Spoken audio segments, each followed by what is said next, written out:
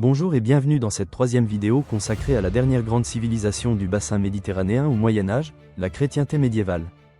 Après la chute de l'Empire romain d'Occident en 476, l'Europe de l'Ouest se retrouve rapidement morcelée en de nombreux territoires indépendants, entre les mains de seigneurs cherchant à affirmer leur puissance sur leurs voisins. Ce n'est qu'à la fin du 8e siècle qu'une nouvelle dynastie s'impose, celle des Carolingiens. En 800, Charlemagne est couronné empereur à Rome, faisant ainsi renaître l'Empire romain d'Occident. Ce projet politique de Charlemagne peut être étudié à partir de cette pièce de monnaie, un denier carolingien. En effet, puisque la radio et la télévision n'existaient pas, les pièces de monnaie étaient alors un outil de propagande qui circulait dans tout l'Empire et était ainsi visible par un grand nombre de personnes. Sur ce denier, nous voyons Charlemagne, représenté de profil, la tête surmontée d'une couronne de laurier et portant la toge impériale. Autant de symboles qui placent Charlemagne comme héritier des anciens empereurs romains. Par ailleurs, la titulature qui entoure la représentation de Charlemagne reprend elle aussi celle des anciens empereurs. Nous pouvons lire Carolus, le prénom de l'empereur puis Imperator Augustus, les titres portés par les empereurs romains. Mais l'empire fondé par Charlemagne est éphémère. Si le hasard a voulu que son fils Louis le Pieux soit l'unique héritier de l'empire carolingien, préservant ainsi son unité, celui-ci dut, quant à lui, diviser l'empire entre ses trois fils comme le voulait la coutume franque. Ainsi, en 843, le partage de Verdun scinde l'empire en trois royaumes. La Francie occidentale revient à Charles le Chauve, la Lotharingie à Lothaire et la Francie orientale à Louis le Germanique. Certes, en théorie l'empire carolingien ne disparaît pas immédiatement, puisqu'en tant que fils aîné, Lothaire reçoit le titre d'empereur, mais cette division n'en est pas moins définitive et l'unité de l'empire créé par Charlemagne ne sera plus retrouvée. De l'empereur, le pouvoir souverain passe alors au roi, mais qui rencontre bien des difficultés pour parvenir à s'imposer face à des seigneurs parfois plus puissants qu'eux. Il faudra attendre le XIIIe siècle pour que les rois parviennent à s'imposer grâce à la mise en place de la féodalité. Afin de mieux comprendre ce qu'était la société féodale, analysons deux documents. Le premier est une enluminure extraite d'un manuscrit italien datant du XIIIe siècle. Nous y voyons représenter trois personnes incarnant chacune ce que l'on appelle un ordre. Chaque ordre est défini par rapport à la mission qu'il doit accomplir afin de permettre le bon fonctionnement de la société. Ainsi, à gauche, se trouve un membre du clergé représentant l'ordre de ceux qui prient.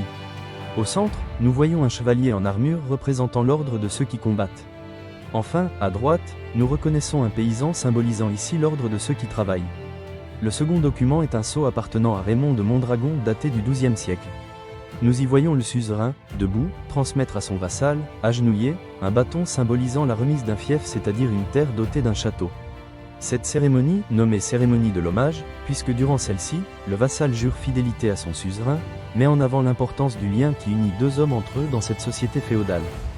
C'est ce lien d'homme à homme, si important dans la société féodale, qui permet au roi de s'imposer en autorité face aux autres seigneurs. Regardons ce schéma afin de mieux comprendre. Au bas de la pyramide sociale, se trouvent des seigneurs étant uniquement vassaux. Ceux-ci doivent obéissance à leur suzerain à qui ils ont juré fidélité. Leurs suzerains, représentés au milieu de la pyramide, sont pourtant également vassaux du roi à qui ils doivent également obéir.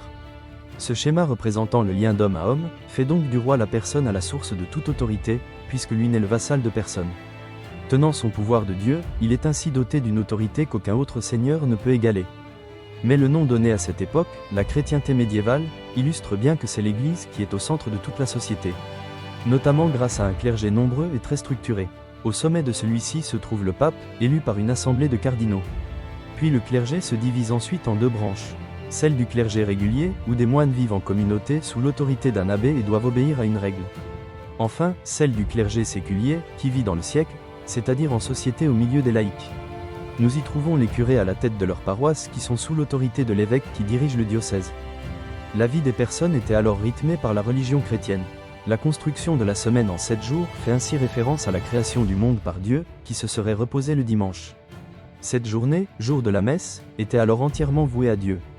Le calendrier annuel comprenait également de nombreuses fêtes religieuses, pas moins de 80 jours dans l'année. Celles-ci suivaient les grands moments de la vie du Christ. La plus importante était alors Pâques, où durant la semaine sainte, les chrétiens commémoraient la mort puis la résurrection du Christ. Enfin, durant leur vie, les croyants passaient des rites de passage, nommés sacrements et qui étaient au nombre de 7. Il s'agissait du baptême, de l'Eucharistie, de la confirmation, de la réconciliation, de l'onction des malades, du mariage et enfin de l'ordination. Enfin, l'objectif ultime de la vie d'un croyant était d'obtenir le salut, ouvrant les portes du paradis, lors du jugement dernier. Pour cela, la personne devait présenter le livre de sa vie qui retraçait les différents actes accomplis.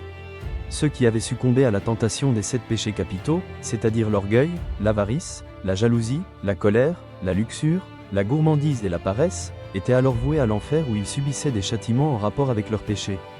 La fresque du jugement dernier, qui se trouve à la cathédrale d'Albi, représente l'importance de cette croyance au paradis et à l'enfer, représentant notamment les souffrances des damnés, tels ici ceux qui avaient succombé à l'avarice et qui étaient éternellement plongés dans une marmite remplie de métal en fusion. Ainsi, la chrétienté médiévale s'inscrit d'abord dans l'héritage de l'Empire romain que Charlemagne tenta de restaurer, avant de donner naissance à une société féodale originale, dominée par la figure du roi. Mais au cœur de cette Europe médiévale, c'est bien l'Église catholique qui détient le véritable pouvoir. Elle encadre la vie des hommes, oriente les consciences et définit ce qui est bien ou mal. C'était la dernière vidéo consacrée à la découverte des 3 civilisations médiévales du pourtour méditerranéen. Dans une prochaine vidéo, nous aborderons les conflits ayant opposé les chrétiens et les musulmans.